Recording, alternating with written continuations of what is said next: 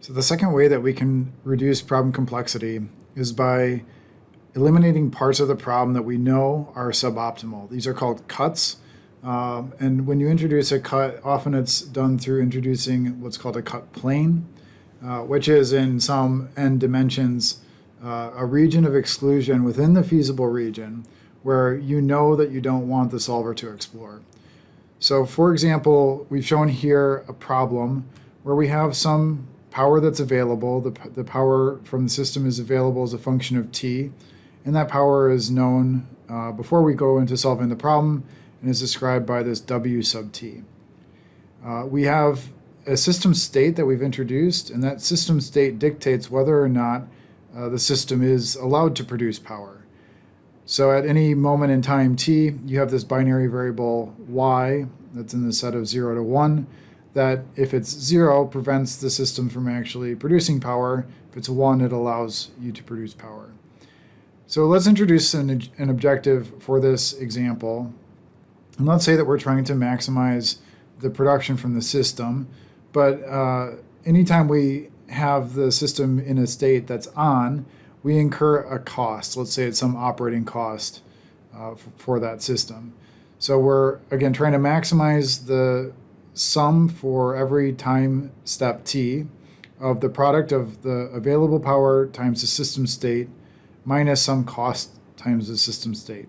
So ideally, what you'd expect in this is that as you're in time steps where you're producing power, you want the system to be on.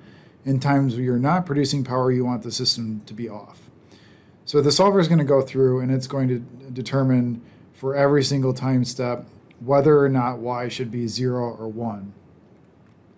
Just by looking at this problem, we know that in the time periods where there's no power available, the y value should be 0, right? There's no reason for the solver to test out the combinations in the branch and bound tree where, say, y1 or y2 are equal to 1. Right? We know that that is not going to be part of the optimal solution.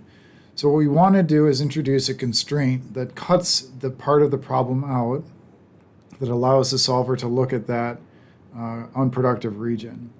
So some things to point out here is we're going to make the assumption that W sub t, that is the power that's available at any time step t, is much greater than the cost, so that there's really never much of a concern as to whether you'd rather operate, whether the cost of operation exceeds the production value.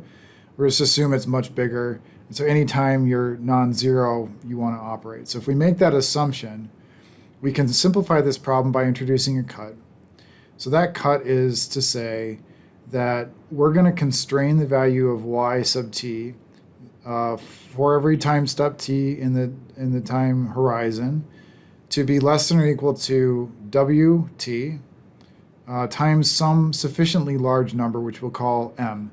So this is referred to as big M, and big M is just a number that we choose that makes sure that whenever W sub t is greater than 0, that the value that it takes on is more than 1, right? Because y has to be either 0 or 1. So let's say W sub t is anywhere from 0 to 10. We would want M to be large enough so that anytime W sub t is the value 1 or something like that, or 2, that it's big enough that it allows y sub t to take the value 1. So for that example, you might say, okay, this W sub t is between 0 and 10. M needs to be 10, right? Or M needs to be 100. And that'll make sure that anytime W sub t is just at all above 0, that y sub t can take the value 1. So this cut will then force all those time steps where W sub t is 0 will force the value of y in those time steps to be 0. And therefore, it will not require the solver to actually explore that part of the problem.